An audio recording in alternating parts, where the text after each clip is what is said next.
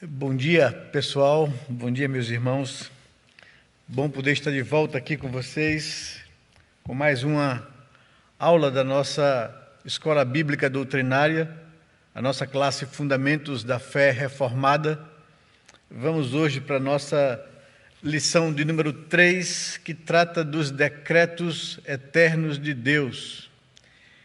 E essa lição, creio, muito desafiadora, mas muito necessária para a vida dos cristãos e para a sua saúde, vamos dizer assim, espiritual e de fé. Eis um assunto que de fato define as igrejas protestantes ou igrejas reformadas, né? Que a diferencia das demais igrejas evangélicas ou também pentecostais e neopentecostais. A compreensão dessa verdade bíblica sobre os decretos eternos de Deus é muito importante para uma vida de gratidão a Deus, de dependência de Deus e de viver para a sua glória. O nosso material de escola dominical, daqueles que estão inscritos nessa classe, está à disposição aqui na secretaria da igreja. Chegou os 2 livros, a Confissão de Fé de Westminster, que é a exposição, o motivo da nossa exposição, e esse livro que é uma guia de estudos da Confissão de Fé, estudos bíblicos doutrinários, 33 roteiros práticos de aula, o tesouro teológico da Confissão de Fé de Westminster. Então, eis aqui, você pode adquirir, ligando para a secretaria da igreja, os 2 livros saem por R$50, com 40% de desconto. Esse preço já está com 40% de desconto, que a gente conseguiu da editora Cultura Cristã. Então, para ajudar você aí nessa caminhada. Vamos então à nossa terceira lição da classe Fundamentos da Fé Reformada. Também gostaria de, antes de começar, a avisar a vocês que no aplicativo da Primeira Igreja Presbiteriana do Recife, você encontra essas lições, esses slides que a gente projeta aqui para você, e no canal da igreja do YouTube você vai encontrar as lições, primeira e segunda e terceira, e vai ficar sendo lá guardada, e você pode rever a aula, ou você que não pôde fazer por algum motivo, você pode ver depois e acompanhar todas as lições. Então, a lição número 1 já está lá, a Escritura Sagrada, a lição número 2, o ser de Deus, e agora a lição número 3, os decretos ou os eternos decretos de Deus. Que Deus possa nos abençoar, que nos dê entendimento, nos abra o entendimento, que o Espírito Santo de Deus, que nos guia a toda a verdade, faça isso nesse momento agora. Vamos orar ao Senhor, nos colocando diante dEle. Pai, muito obrigado por mais um dia que nós podemos separar para estar em comunhão exclusiva com o Senhor, buscando a Tua face, a Tua presença, reunindo a nossa família em casa, nesse período de restrições, de cultos presenciais, podemos acompanhar, e isso é um motivo de gratidão a Deus, que temos esse canal de comunicação com o Teu povo, com cristãos, e que muitas pessoas possam ser alcançadas pela mensagem do Evangelho, nessas transmissões ao vivo, Senhor Deus, da nossa igreja, que pessoas possam ser consoladas, confortadas, animadas, a permanecerem firmes e a confiar somente na graça do Senhor, no seu amor para conosco. Nos guie nesse estudo de hoje, que o Teu Espírito Santo abra o nosso entendimento, nos conduza a toda a verdade, nos fazendo compreender, Senhor Deus, as coisas difíceis para a nossa mente caída, finita e humana. Dá que a Tua palavra possa nos servir como luz, como clarão, e a gente possa caminhar seguro na nossa fé, na nossa relação com o Senhor. É o que nós Te pedimos em nome de Jesus, Pai. Amém, Senhor Deus. Amém. Então vamos lá ao nosso estudo, Fundamentos da Fé Reformada, estudos bíblicos doutrinários, a Primeira Igreja, lição número 3 aqui, os eternos decretos de Deus. Terceiro capítulo da Confissão de Fé de Westminster.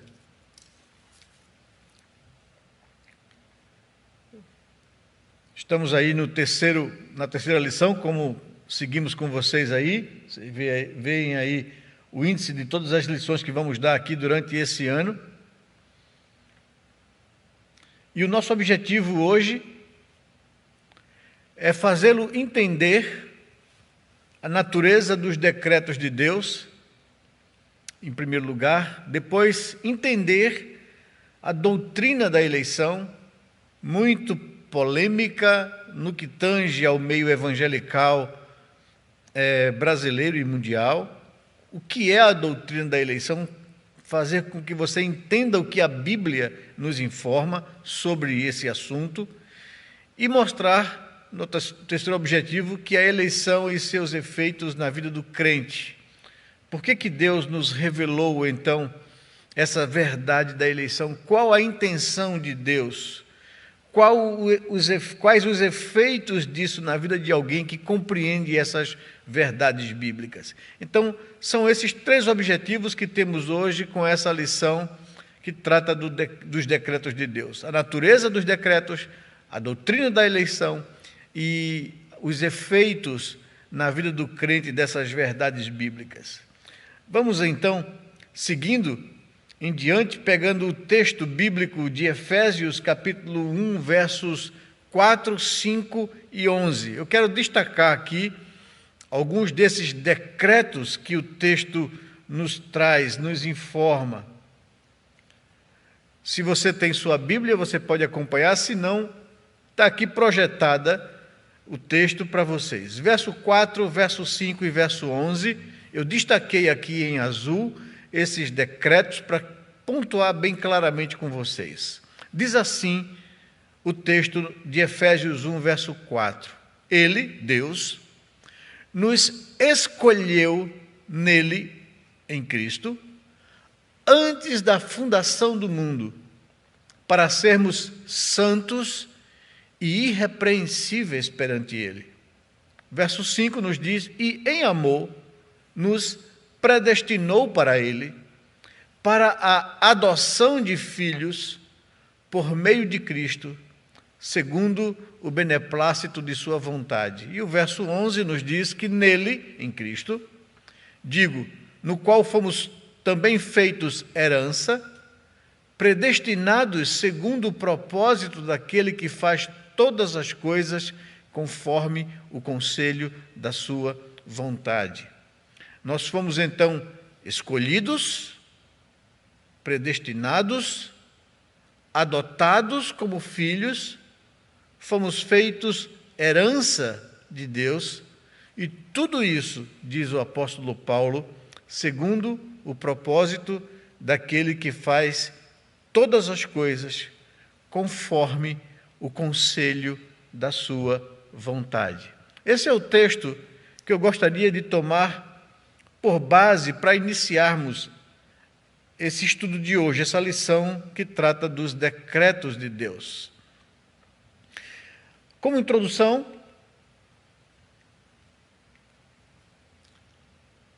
o nosso estudo nos diz que os decretos de Deus abrangem não só a vida dos homens, mas todo o universo.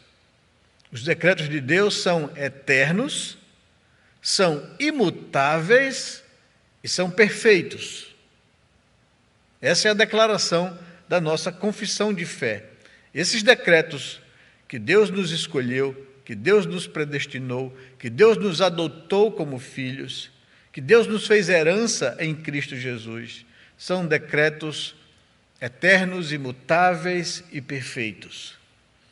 O eterno propósito de Deus implica em que alguns indivíduos serão eficazmente chamados através da fé para a salvação e que os demais serão condenados em virtude dos seus próprios pecados. É um texto, é uma doutrina muito polêmica no meio cristão. Geralmente as pessoas dizem que isso é coisa de presbiteriano, não é? Mas eu gostaria de trazer para aqui para vocês uma afirmação para mostrar que isso não é coisa de presbiteriano somente, isso é coisa de cristãos reformados, que tomam por base a Escritura como sua única regra de fé e prática. Vejam essa afirmação do pastor, palestrante internacional, Steve Lawson. Steve Lawson é um pastor batista lá no Alabama, nos Estados Unidos. Na igreja cristã, Igreja Batista, Comunidade de Cristo, não é? E ele afirma o seguinte, que as pessoas que vão para o inferno merecem estar lá. As pessoas que vão para o céu não merecem estar lá. A primeira é a justiça de Deus sendo aplicada. A segunda é a graça de Deus sendo manifesta. Então, observe essa afirmação do pastor batista Steve Lawson.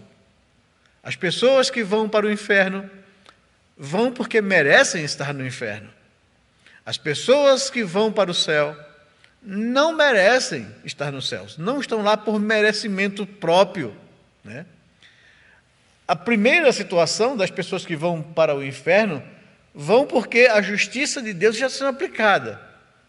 A segunda, as pessoas que vão para o céu e não merecem estar nos céus, vão estar no céu por causa da graça de Deus sendo aplicada.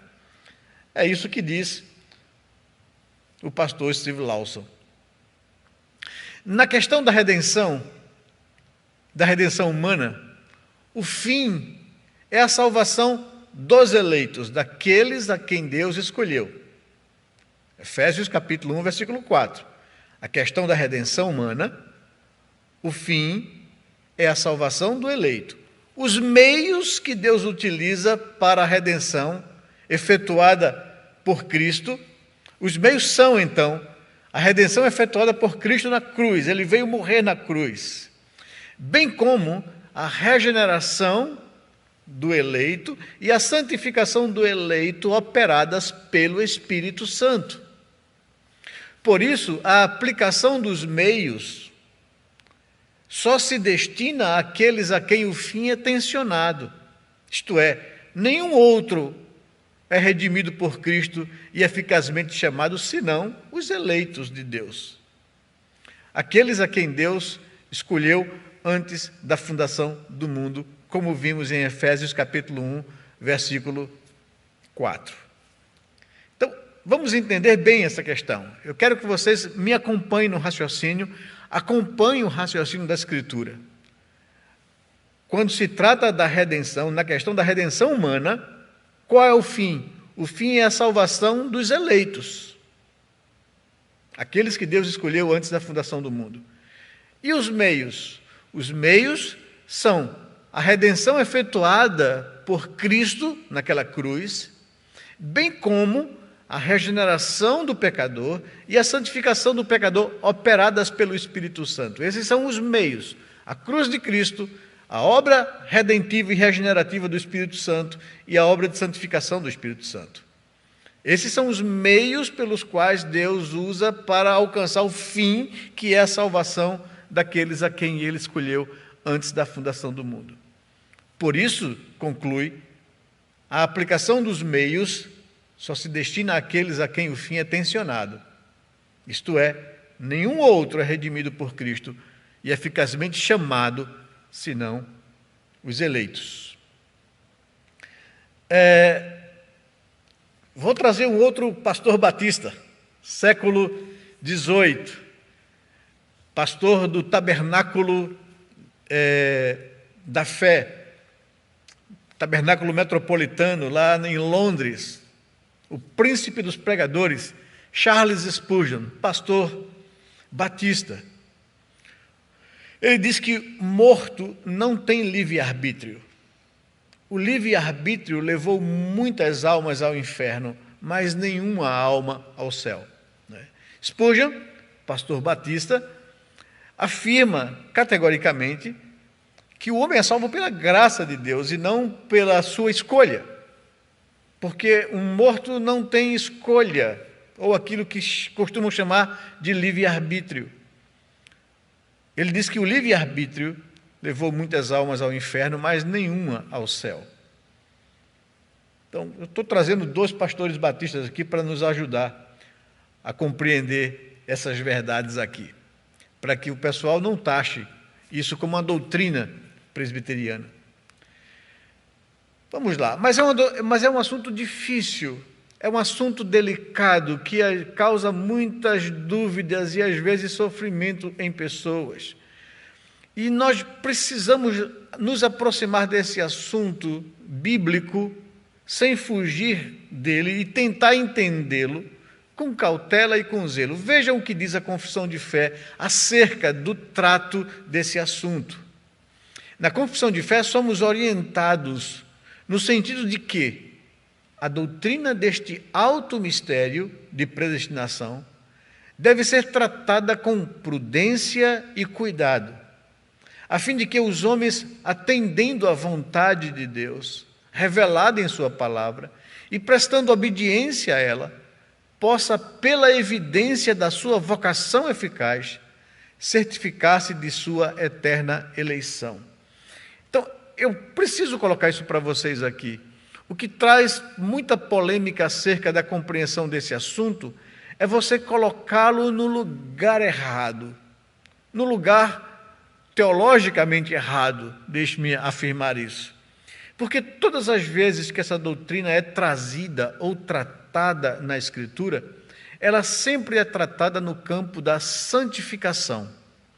É o autor sagrado, é Deus, usando o autor sagrado, a trazer convicção e a trazer gratidão ao coração do crente salvo. E nunca essa doutrina, biblicamente falando, é trazida para a discussão do campo da soteriologia, ou do campo da salvação, do campo de quem é salvo, quem é eleito, quem é predestinado. Nunca o texto bíblico tem como intenção trazer esse assunto, essa doutrina, à discussão de quem será salvo ou de quem não será salvo. O texto sempre, quando trata do assunto, é para crentes, para afirmar que a salvação deles dependeu única e exclusivamente da graça de Deus. Nós vamos acompanhar isso e vamos desenvolver mais essa lição para que a gente compreenda isso com muita tranquilidade no coração. Mas primeiro, vamos tratar aqui sobre a natureza dos decretos de Deus. De onde vêm esses decretos, né? Qual é a intenção deles? O que é que eles manifestam? Em primeiro lugar, eles revelam a soberania de Deus. O nosso Deus, o Deus que se apresenta na Escritura a nós, é um Deus soberano, que tem o controle absoluto sobre todas as coisas, que em momento algum ele perde o controle. E essa verdade bíblica dos decretos eternos de Deus mostram que Deus não é pego de surpresa. Ele tem o controle e conduz todas as coisas a um fim proveitoso. O livro de Jó é um livro que trata da vida de um dos patriarcas, a história de um patriarca que viveu situações de perdas, de ataques, perdeu famílias, perdeu filhos, perdeu riqueza, perdeu bens, a desgraça se abateu sobre a vida de Jó, perdeu a sua saúde.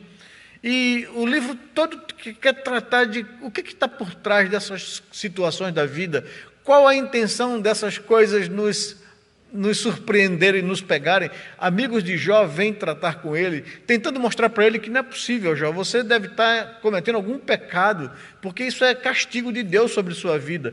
E o livro trata disso. E Jó, depois de se manter firme por algum momento, ele começa a amargar a sua alma e a maldizer a sua vida e questionar no seu coração. O capítulo 38 de Jó, versos 1, 2 em diante, Deus responde às queixas de Jó ou ao azedume de Jó, diante da acusação dos seus amigos. E Deus começa a falar para Jó: Jó, onde é que estava você? Veja bem o verso 1 em diante. Depois disso, o Senhor, do meio de um redemoinho, respondeu a Jó: quem é este que escurece os meus desígnios com palavras sem conhecimento? Cinge, pois, os lombos como um homem, pois eu te perguntarei, e tu me farás saber. Onde estavas tu, quando eu lançava os fundamentos da terra? Dize-mo, se tens entendimento? Quem lhe pôs as medidas, se é que o sabes? Ou quem estendeu sobre ela o cordel? Sobre que estão fundadas as suas bases? Ou quem lhe assentou a pedra angular? Quando as estrelas da alva juntas alegremente cantavam e jubilavam todos os filhos de Deus? Ou quem encerrou o mar com portas, quando irrompeu da madre? Quando eu lhe pus as nuvens por vestidura e a escuridão por fraldas? Quando eu lhes tracei limites e lhe pus ferrolhos e portas, e disse, até aqui virás, e não mais adiante, e aqui se quebrará o orgulho das tuas ondas. E Deus começa a falar para Jó sobre a criação, perguntando, Jó, onde estava você quando eu estabeleci todas essas coisas? Se tu tens entendimento para me responder, me responde. O capítulo 40, versos de 1 a 4, continua na mesma medida Deus falando a Jó. E Jó responde de forma humilde. Jó percebe constrangido a estutícia do seu coração em questionar a Deus. Verso 1 do capítulo 40 diz, disse mais o Senhor a Jó, acaso quem usa de censuras contenderá com o Todo-Poderoso? Quem assim argue a Deus, que responda. Então Jó respondeu ao Senhor e disse, sou indigno de te responder eu. Sou indigno, que te responderia eu? Ponho a mão na minha boca. Uma vez falei e não replicarei, aliás, 2 vezes, porém não prosseguirei. Não tenho argumentos, é isso que Jó está dizendo para Deus. E no capítulo 42, nos versos 1 e 2, aí tem aquela afirmação de Jó, né? Então Jó respondeu ao Senhor no final de tudo, Senhor, bem sei que tudo podes e que nenhum dos teus planos pode ser frustrado. Todo esse diálogo aqui manifesta e revela a soberania de Deus sobre todas as coisas. O livro de Jó nos ensina isso, né? Jó, atacado pelo inimigo, por Satanás, tentando fazer com que ele blasfemasse contra Deus. Aparentemente, parece-me que no começo do texto, a primeira impressão que nós temos é que Satanás está botando Deus no bolso, tentando conduzir Deus a maltratar Jó, ou a permitir que ele maltratasse Jó, e Deus permite, e parece que está tudo dando errado na vida desse homem, que Deus perde o controle, que o diabo atinge a sua vida, faz com que ele perca seus bens, suas riquezas, seus filhos. E onde está Deus?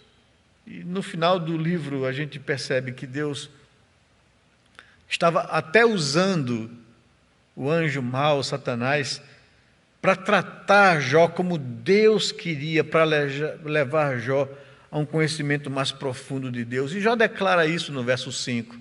Antes, Senhor Deus, eu te conhecia só de ouvir, mas depois de tudo isso, os meus olhos contemplam o Senhor. O meu relacionamento contigo foi mais aprofundado e Deus, no final, deu em dobro tudo o que Jó havia perdido.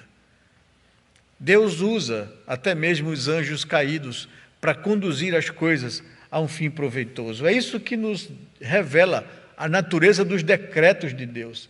Deus tem controle absoluto sobre todas as coisas e revelam a sua soberania. Visam também a glória de Deus. Veja o que diz aí Apocalipse, capítulo 4, versículo 11. Para que esses decretos de Deus, que Deus controla todas as coisas desde a eternidade até o final, manifestam essa glória, visam a glória de Deus. Diz o verso 11 de Apocalipse, capítulo 4, Tu és digno, Senhor, e Deus nosso, de receber a glória, a honra e o poder, porque todas as coisas criastes, sim, por causa da Tua vontade, vieram a existir e foram criadas. A criação, o estabelecimento dos decretos de Deus sobre a criação, revelam, visam a glória, de Deus. Também o texto da palavra de Deus nos diz que esses decretos de Deus, eles são eternos. Vejam o que diz o texto de Efésios capítulo 1, versículo 4, texto que nós lemos no começo aqui com vocês. Deixe-me trazer a memória e relembrá-los e bater esse texto na nossa mente para que entendamos que os decretos de Deus, eles são eternos, ou seja, eles sempre existiram. Diz o verso 4 do capítulo 1 de Efésios: assim como nos escolheu nele em Cristo, antes da fundação do mundo. Nós fomos escolhidos em Cristo antes da fundação do mundo, nos tempos eternos, é isso que o texto quer dizer, para sermos santos e irrepreensíveis perante Ele. O capítulo 3 aqui de Efésios, o verso 11, também nos fala sobre isso. Diz que, segundo o eterno propósito que estabeleceu em Cristo Jesus, nosso Salvador. Os propósitos de Deus, os seus decretos, eles são eternos. É isso que o texto nos diz. E aqui em 2 Timóteo, capítulo 1, verso 9, também corrobora essa mesma verdade. Diz assim o verso 9, que nos salvou e nos chamou com santa vocação, não segundo as nossas obras, mas conforme a sua própria determinação e graça, que nos foi dada em Cristo Jesus antes dos tempos eternos. Então, lá na eternidade, Deus já havia estabelecido os seus decretos redentivos para nós. Decretos esses, segundo Paulo, nos alcançou aqui. Então, a natureza dos decretos de Deus revelam a soberania de Deus, visam a glória de Deus e são eternos. Mas vamos andar mais um pouco aqui com vocês.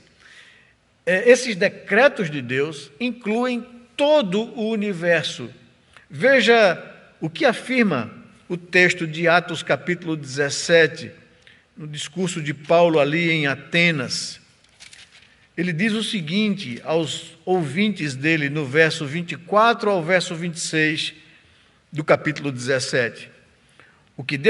O Deus que fez o mundo e tudo o que nele existe, sendo ele Senhor do céu e da terra, não habita em santuários feitos por mãos humanas, nem é servido por mãos humanas como se de alguma coisa precisasse, pois ele mesmo é quem a todos dá vida, respiração e tudo mais. De um só fez toda a raça humana para habitar sobre a terra e a face da terra, havendo fixado os tempos previamente estabelecidos e os limites da sua habitação ou da sua existência. Deus tem controle absoluto sobre todas as coisas, criou e estabeleceu todas as coisas, mantém todas as coisas e estabeleceu o tempo determinado para a nossa existência. É isso que nos diz a palavra de Deus aqui, e inclui todo o universo. Mas mais, a natureza dos decretos de Deus tem unidade, propósito e caminha para um fim. É o que nós podemos absorver ou aprender do texto da primeira epístola de Pedro, no capítulo 5, verso 10. Todas as coisas foram estabelecidas por Deus com um fim, com um propósito, né? E essas coisas caminham para o cumprimento de um propósito divino e tem unidade, elas não estão soltas. As coisas não acontecem por acaso, Deus conduz todas as coisas a um fim proveitoso. É isso que a natureza dos decretos de Deus nos ensinam também. 1 Pedro capítulo 5, versículo 10, nos diz assim: ora, o Deus de toda a graça, que em Cristo vos chamou à sua eterna glória, depois de terdes sofrido por um pouco, Ele mesmo vos há de aperfeiçoar, firmar, fortificar e fundamentar. Esse texto é um consolo que Pedro traz a uma igreja que estava debaixo de perseguição, e ele diz: aquietem os seus corações, porque tudo está no controle de Deus.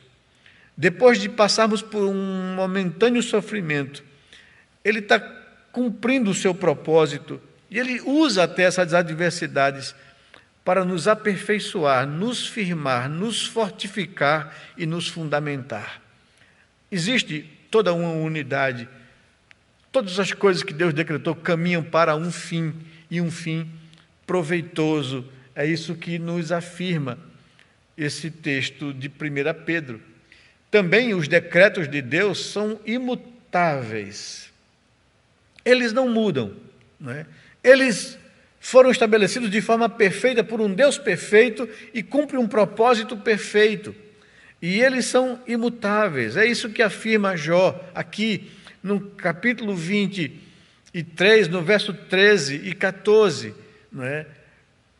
E como o texto que nós lemos também no 42, versos 1 e 2, Senhor, eu bem sei que tudo podes e que nenhum dos teus planos podem ser frustrados ou modificados ou ocorridos de forma diferente daquilo que o Senhor estabeleceu.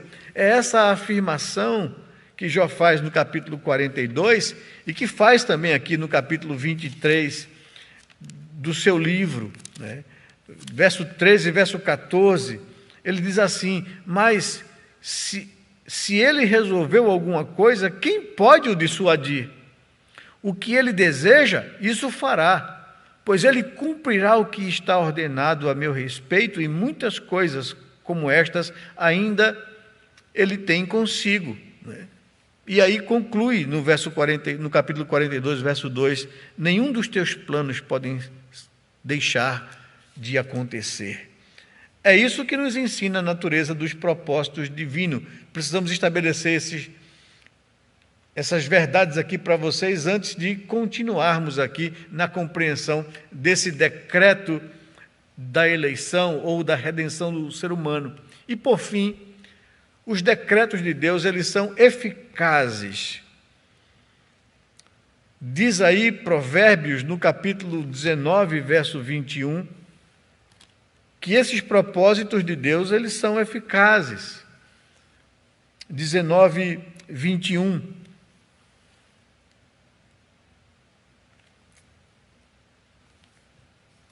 Muitos propósitos há no coração do homem, mas o desígnio do Senhor permanecerá, ou os propósitos do Senhor permanecerá. Nós temos os nossos propósitos, os nossos projetos, os nossos planos, e é isso que o texto está dizendo aqui de Provérbios, que muitos são os propósitos do coração do homem, mas o propósito que vai ser estabelecido é o de Deus. Esse permanecerá. Os nossos são mutáveis, mas os de Deus são eficazes, imutáveis e cumprem um propósito. Muitas pessoas perguntam ou confundem esses dois decretos da eleição e da predestinação, misturam as duas coisas e muita gente fica confuso e não entende o que isso significa e acha até um absurdo, mas é preciso a gente fazer alguns conceitos aqui importantes para a vida de vocês, para compreendermos esses decretos da eleição de Deus e também da predestinação, da redenção, da regeneração, da adoção e etc. Predestinação significa decidir de antemão e se aplica aos propósitos de Deus inclusos na eleição. A predestinação abrange o que acontecerá ao povo de Deus. O povo de Deus são os crentes genuínos, as pessoas que foram eleitas por Ele. A predestinação é o que acontecerá com essas pessoas para que elas alcancem a graça de Deus. A eleição refere-se à escolha feita por Deus em Cristo de um povo para si, a igreja verdadeira, a fim de que sejam santos e inculpáveis diante dele.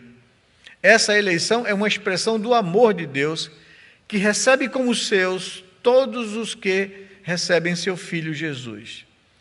Mas deixe-me pegar um texto da Bíblia aqui com vocês, que para mim ele é importante para você entender, para você compreender essa verdade bíblica da eleição. Vamos lá, vamos pegar esse texto aqui, Efésios, pegue a sua Bíblia ou então acompanhe aqui, Efésios capítulo 2, versículos de 1 a 10, para mim é o texto que em melhor resume ou nos faz entender bem essa doutrina da eleição. Diz assim, o capítulo 2, versos 1 a 10 de Efésios: Ele, Deus, vos escolheu, vos deu vida, estando vós mortos em delitos e pecado. Ele, Deus, vos deu vida, estando vós mortos em delitos e pecados, nos quais, nos delitos e pecados, andastes outrora, segundo o curso deste mundo, segundo o príncipe da potestade do ar, do espírito que agora atua nos filhos da desobediência, uma referência a Adão, a queda, entre os quais, continua Paulo, também todos nós os crentes aqui, Paulo e os Efésios, todos nós andamos outrora, segundo as inclinações da nossa carne, fazendo a vontade da carne e dos pensamentos, e éramos, por natureza, filhos da ira, filhos do juízo, como também os demais homens. Vejam bem, o quadro que o apóstolo Paulo aqui, escrevendo aos Efésios, retrata acerca da natureza humana pós-queda. Nós estávamos mortos em delitos e pecados, andando segundo o curso deste mundo, andando segundo o príncipe da potestade do ar, desse espírito que agora opera, atua na humanidade, nos filhos da desobediência. E Paulo diz, os quais também todos nós, cristãos, andávamos outrora, seguindo a vontade da carne, dos pensamentos, e por natureza caída, estávamos debaixo da ira de Deus, do juízo de Deus, como também toda a humanidade. Ok? Acompanha comigo isso aqui. A partir do verso 4, aqui há uma intervenção de Deus na triste realidade humana. Mas Deus, diz Paulo, sendo rico em misericórdia, e por causa do grande amor com que nos amou, e mesmo estando nós mortos, nos deu vida juntamente com Cristo. Pela graça sois salvos. Verso 7. E ele fez isso para mostrar nos séculos vindouros a suprema riqueza da sua graça em bondade para conosco em Cristo. Porque pela graça sois salvos, verso 8, mediante a fé. E isto não vem de vós, é dom de Deus. Não vem do homem, ou de obras, ou da ação humana, para que ninguém se glorie.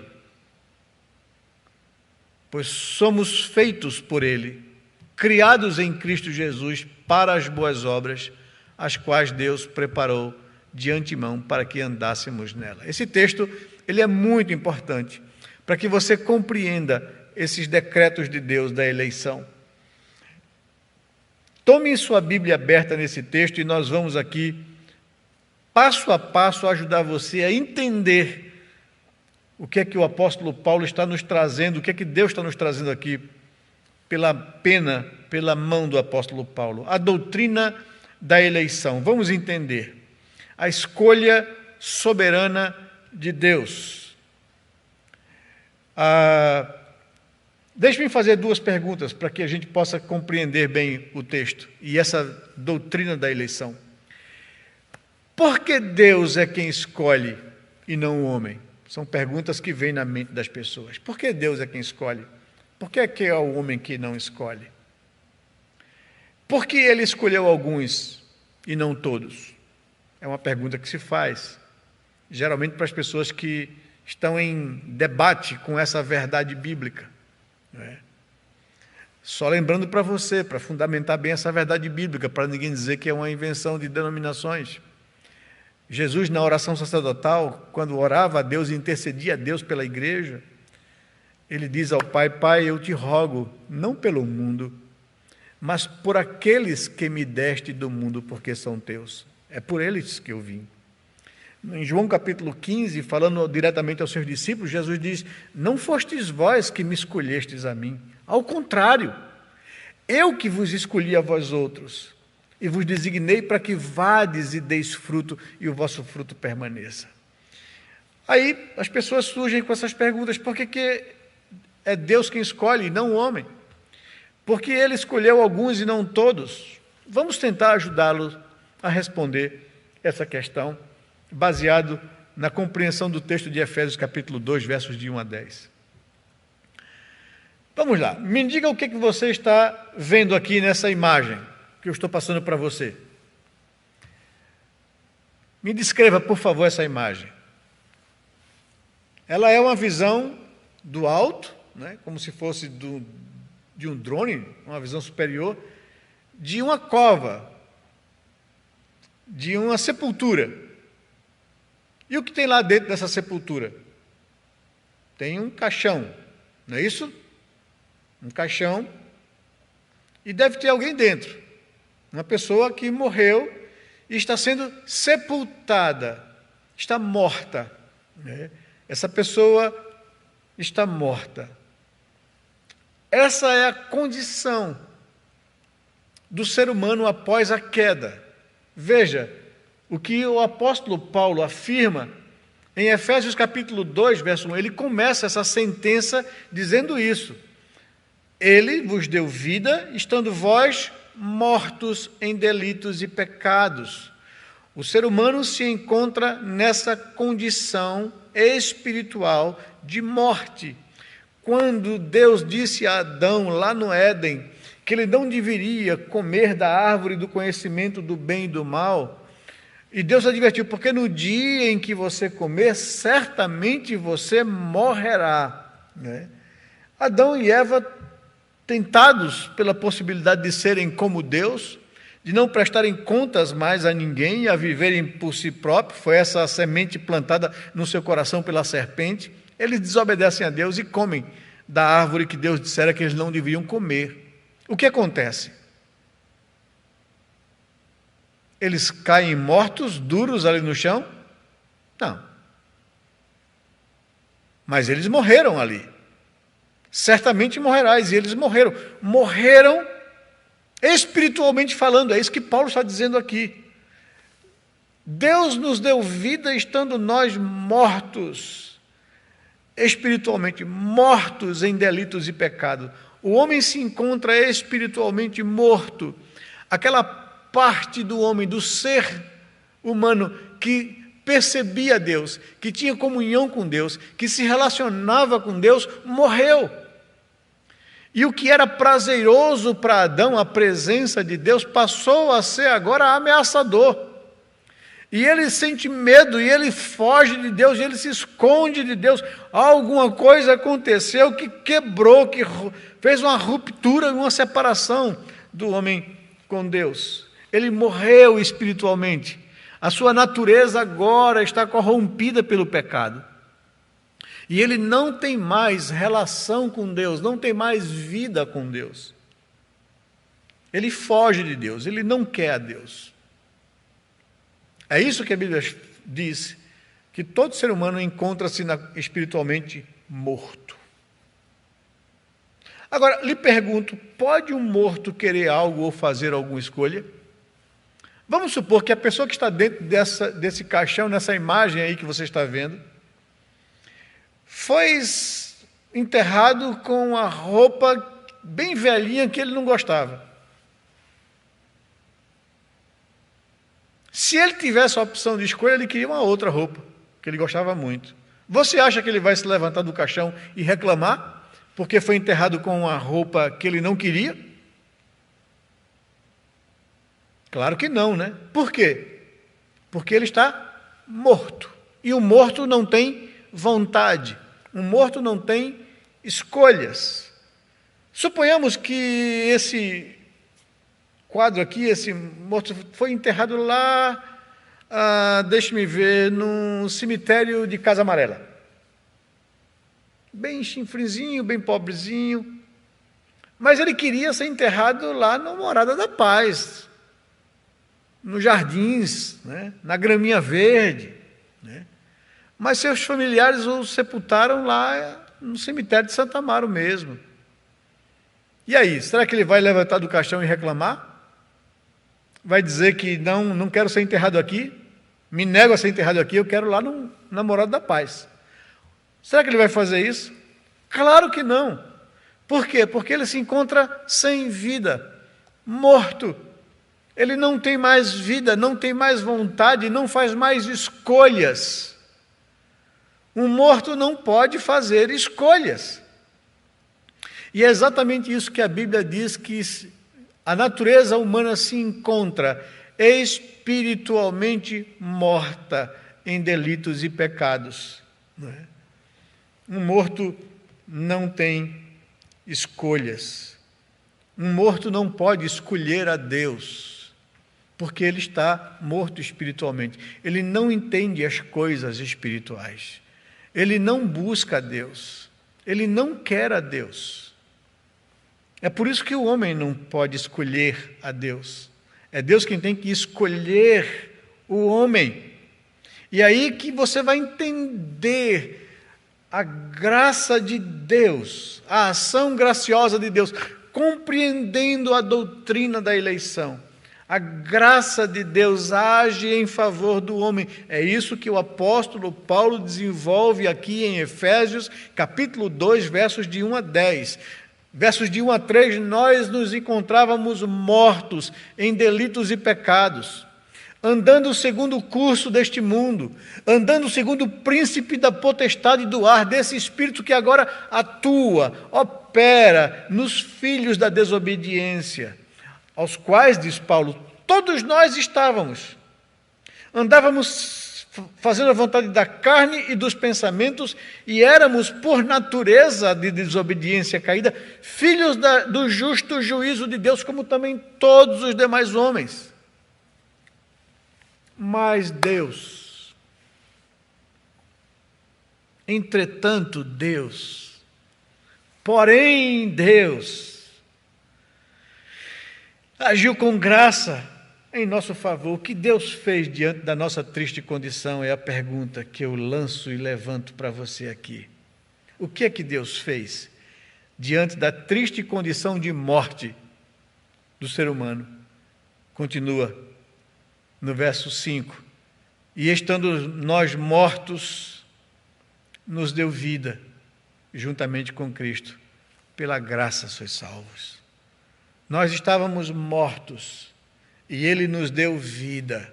Quem nos deu vida foi Deus, quando nós estávamos mortos.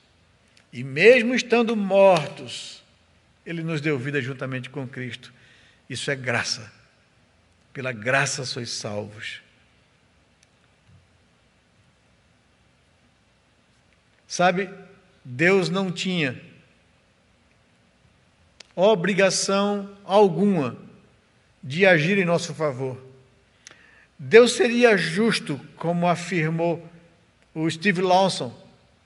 Todas as pessoas que estão debaixo do juízo da condenação eterna estão porque merecem a condenação eterna. Todos nós somos pecadores. Não há um justo, nem sequer um entre nós. Todos nós pecamos e todos nós estamos separados ou destituídos da glória de Deus. Todos nós estamos debaixo de condenação, a condenação que foi criada para Satanás e seus anjos, e que nós entramos de gaiato lá no Éden, quando roemos a corda de Satanás e nos rebelamos contra Deus. Toda a humanidade foi prejudicada pela decisão de Adão. E todos nós pecamos contra Deus, porque a nossa natureza é corrompida pelo pecado. E Deus não tinha obrigação de agir em nosso favor. Ele agiu em nosso favor, segundo Paulo, no capítulo 2, do verso 4, porque é rico em misericórdia, por causa do grande amor com que nos amou. E mesmo estando nós mortos, Ele nos deu vida juntamente com Cristo. Deus, que é rico em misericórdia, e que Deus, que é grandioso em amor, interviu, interrompeu a nossa triste sina né? E agiu em nosso favor, mas ele não tem obrigação, ou não tinha obrigação de fazer isso. Ele fez por graça, porque é rico em misericórdia e porque é grande em amor. Não porque o homem é coitado, não porque o homem é inocente, não porque o homem não mereceria a justiça e a condenação. É isso que nós temos que entender. Deus agiu com graça em nosso socorro, em nosso favor. Pela graça sois salvos. E a graça é Jesus. A graça é o plano redentivo de Deus, que Ele se dispôs no seu coração. Ele agiu em nosso favor. Ele decidiu redimir o ser humano, a sua criação. Ele enviou seu Filho para receber nele a condenação que era contra nós. E Ele envia o Espírito Santo para aplicar no coração do morto essas verdades, regenerando, gerando vida nova nele, nos dando vida quando nós estávamos mortos. Pela graça sois salvos. E o que é a graça? A graça é esse favor, essa intervenção redentiva e favorável de Deus para conosco. Cristo, a cruz de Cristo, o Filho de Deus se fazendo homem, vindo a esse mundo para receber a sentença da condenação que era contra nós, que Deus derramou sobre ele para que nós pudéssemos ser salvos. Isso é graça, é um favor que nós não merecemos. Então, diz lá o versículo 8 e 9, que somos salvos pela graça de Deus, mediante a fé. E esta fé que nos leva a crer na graça não vem de vós, é dom de Deus. Não vem do homem, para que ninguém se glorie. Olhe só o que diz o texto. A fé não é aquilo que salva o homem. O que salva o homem é a graça de Deus. A fé é o meio que Deus providenciou para que o eleito alcance a graça, ou seja, ligado à graça. É o meio.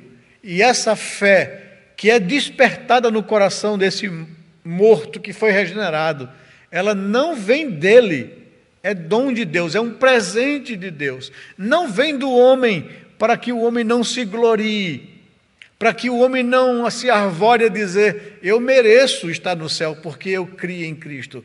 O outro merece a condenação porque não creu em Cristo. Todos merecem condenação. E aquele que é salvo somente pela graça de Deus, porque Deus o escolheu em Cristo antes da fundação do mundo, é isso que diz. E Deus providenciou essa ação regeneradora do Espírito Santo, fazendo despertar fé no coração daquele que foi eleito por Deus. E essa fé não vem de você, é dom de Deus, para que você não se glorie, para que homem nenhum se glorie. É isso que diz o texto da palavra de Deus.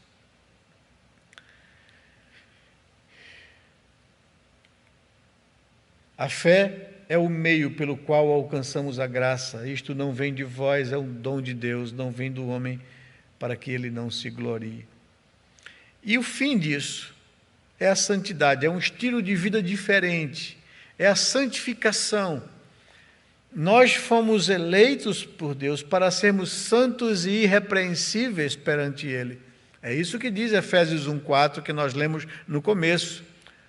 Porque as pessoas dizem, o fulano diz que é eleito de Deus, que é predestinado, então ele pode fazer o que quiser. É não compreender a doutrina da palavra de Deus. Em Cristo Jesus, Ele nos escolheu antes da fundação do mundo, nos elegeu antes da fundação do mundo, para sermos santos e irrepreensíveis perante Ele. Ninguém é eleito por Deus para viver no pecado. É eleito por Deus, é extraído do pecado, é arrancado do império das trevas para viver uma vida santa e irrepreensível. Veja o que diz o versículo 10 aqui de Efésios, tanto 1,4 como também 2,10 aqui. Está até ali faltando o 2, né? Escolhidos para uma nova vida, Efésios 1,4 e Efésios 2,10, tá? Efésios 1,4, que eu citei para vocês aqui, ele nos escolheu em Cristo antes da fundação do mundo para sermos santos e irrepreensíveis perante Ele. E Efésios 2,10 nos diz que somos feitos por Ele, criados em Cristo Jesus para as boas obras, as quais Deus preparou de antemão para que nós andássemos nela, andássemos em novidade de vida, andássemos em santificação. Agora o Espírito Santo que nos regenerou, agora o Espírito Santo que nos justificou, agora o Espírito Santo que nos trouxe a vida, vai nos levar a uma vida nova de santificação, vai moldar em nós o caráter de Cristo Jesus. Isso é a doutrina da eleição, meus amados irmãos. E para que a gente possa compreendê-la, eu separei esse texto aqui para fechar com vocês, esses decretos de Deus, né? Como a execução desses decretos na vida do eleito acontece. Veja o texto de Romanos, capítulo 8, verso 28 a 30. Quando o apóstolo Paulo está escrevendo essa carta para expor essa doutrina aos romanos. Ele diz assim: sabemos que Deus faz com que todas as coisas concorram para o bem daqueles que o amam, pois foram chamados pelo seu propósito, pelo seu decreto.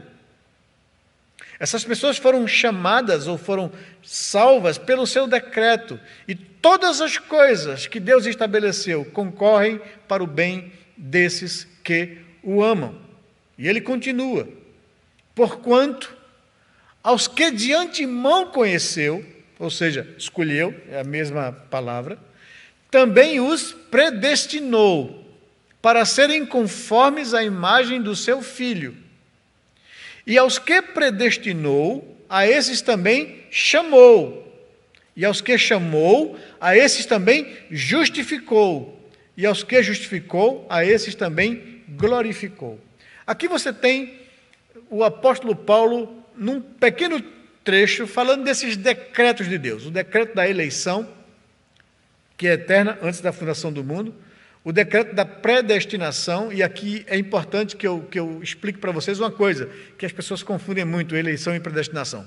Prestem atenção, por favor, para que você não cometa mais o erro conceitual de confundir essas duas coisas. A doutrina da eleição, nós já vimos até aqui com vocês, é o ato de Deus ter proposto no seu coração que ia intervir na história humana. Todos estavam debaixo de condenação e de juízo. Deus disse: eu vou agir em favor do ser humano. E eu vou enviar o meu filho para receber no seu corpo a merecida punição que eles merecem. Mas Deus também disse: eu vou mostrar a minha graça, a minha misericórdia e amor a quem eu quiser. Já que ninguém merece, e já que eu resolvi salvar, eu vou salvar a quem quero. Não depende de quem quer ou de quem corre. Paulo aos Romanos argumenta bem claramente isso. E Deus resolveu salvar, não todos. E qual é o oleiro que vai questionar o vaso que vai questionar o seu oleiro? Deus não tinha obrigação de salvar, mas ele resolveu salvar. Mas ele também resolveu salvar alguns e não todos. É isso que é a doutrina da eleição. O que é então a predestinação? A predestinação é quando Deus providencia ou predestina os meios pelos quais o eleito vai ser um dia alcançado pela sua graça, vai ser chamado eficazmente pelo seu Espírito. Então perceba uma coisa aqui, na operação da salvação do ser humano, o elemento ativo é Deus. Deus, o Pai, resolveu salvar. Deus, e fez um projeto e um plano. Deus, o Filho, se apresentou para executar o plano do Pai, se tornando homem e vindo para morrer numa cruz, recebendo sobre si o castigo que era sobre o homem. E é Deus, o Espírito Santo, quem aplica a obra de Cristo no coração do eleito de Deus. É o chamado eficaz do Espírito Santo, levando esse homem a arrependimento e a fé em Cristo Jesus. E esse Espírito que agora operou a justificação, a regeneração nesse eleito de Deus, Ele vai levar essa obra até o final, aquilo que nós chamamos de santificação. Aquele, diz Paulo aos Filipenses, que começou a boa obra em vós, é competente para completá-la até o dia de Cristo Jesus. A obra de salvação de Deus, ela é completa, ela é eterna, ela é imutável. Deus me justificou dos meus pecados lá no passado, quando eu criei em Jesus Cristo. É o Espírito Santo de Deus quem me conduz à santificação, me salvando do poder do pecado todos os dias sobre minha vida. E é o Espírito Santo que vai conduzir a minha vida até a glorificação, quando eu serei salvo definitivamente da presença do pecado sobre mim.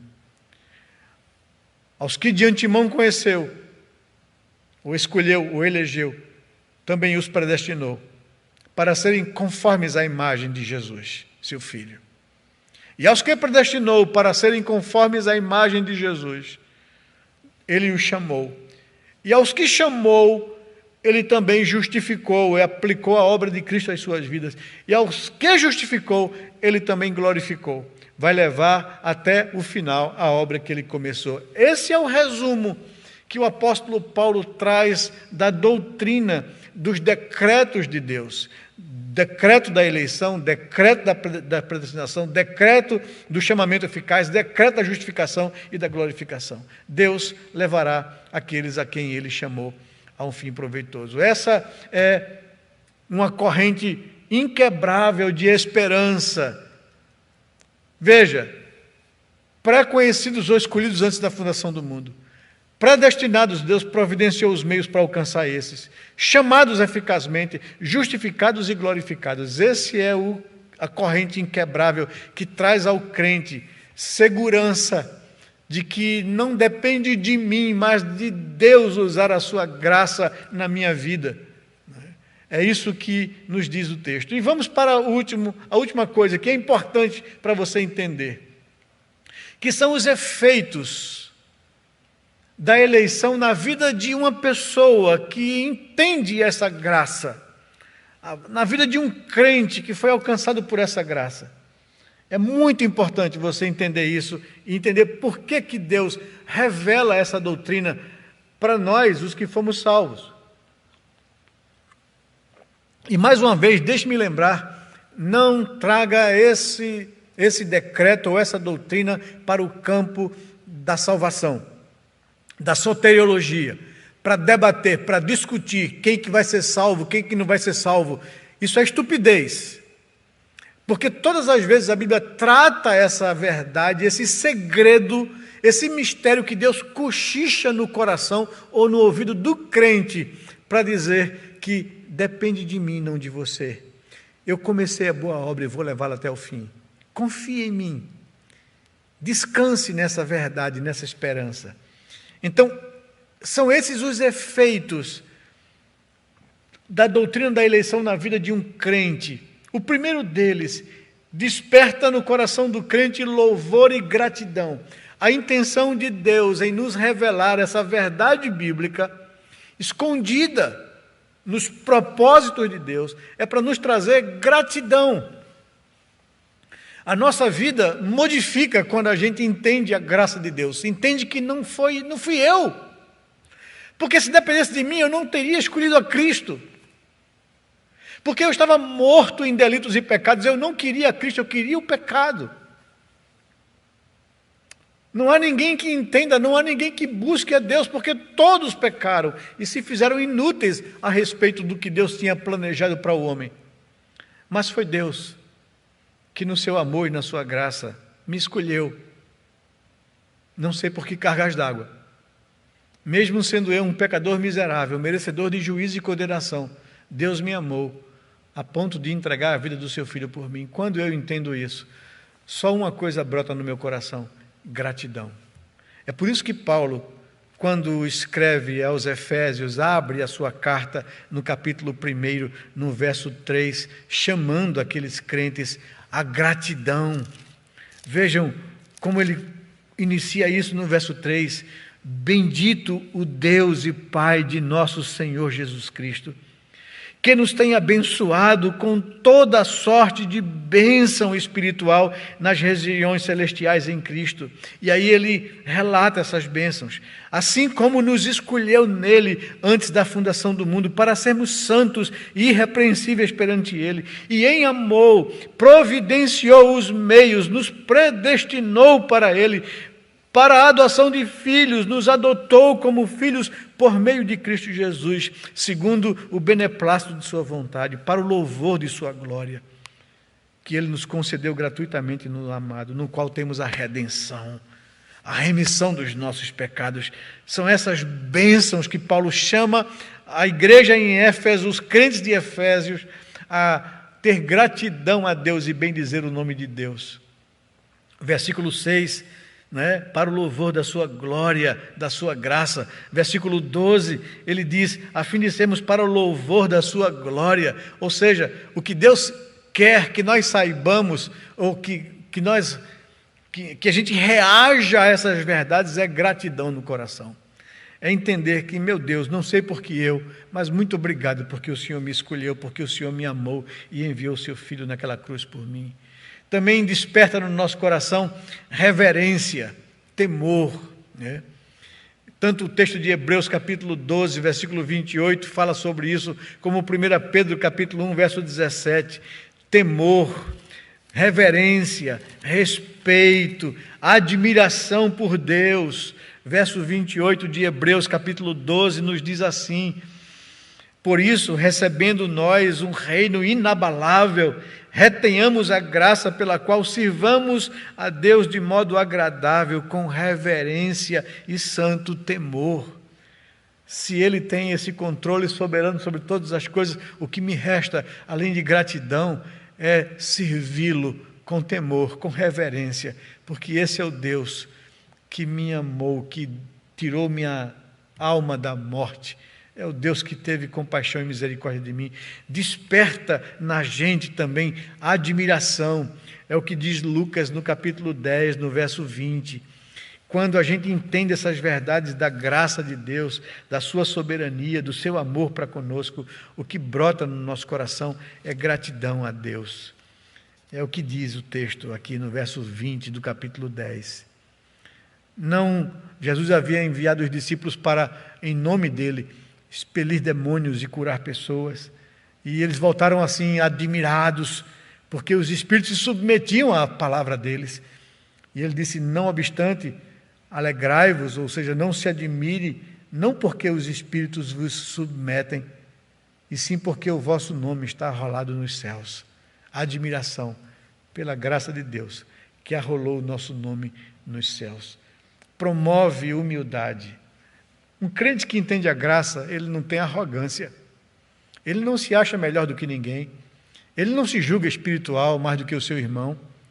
Ele não se julga merecedor de nada. Ele sabe que foi por graça e graça somente. Ele entende que ele é um pecador miserável, merecedor de juízo e condenação, mas Deus, não sei por que cargas d'água me amou.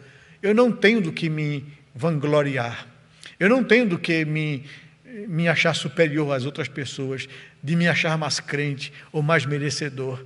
Eu sou pó, juntamente com todos os outros meus irmãos em Cristo. Nós somos todos alcançados por sua graça. Isso promove humildade no coração do crente que entendeu a doutrina da graça, da eleição de Deus. Ele é humilde. É isso que Romanos capítulo 9, verso 20 e 21 nos diz, que Paulo nos fala. Veja o capítulo 9, verso 20 e 21. Quem és tu, ó homem, para discutires com Deus? Porventura pode o objeto perguntar a quem o fez, por que me fizestes assim? Ou não tem o oleiro direito sobre a massa, para do mesmo barro fazer um vaso para a honra e outro para a desonra? Quem é o homem que questiona a Deus e os seus propósitos? Que coloca a Deus em xeque ou atribuindo a Deus injustiça? Também desafia a nossa inteligência. Produz consolação no nosso coração. É isso que a doutrina da eleição provoca no coração de um crente. Que Deus possa nos abençoar, Que Deus possa colocar no nosso coração segurança, certeza de que aqueles que foram alcançados por Cristo Jesus hão de ir até o final. Aquele que começou a boa obra há de completá-la até o dia de Cristo Jesus. É o que nos afirma Filipenses capítulo 1, versículo 6. Que Deus nos abençoe, derrame sua graça sobre nossas vidas, que Ele possa abençoar você e que você possa, com temor e tremor, viver a sua vida em gratidão diante de Deus, ao entender que você foi escolhido por Deus, segundo sua misericórdia, graça e amor. Em nome de Jesus. Vamos orar ao Senhor, nos colocar diante dEle. Pai, muito obrigado por essas verdades da Tua palavra. Obrigado porque o Senhor traz ao nosso coração a Tua paz.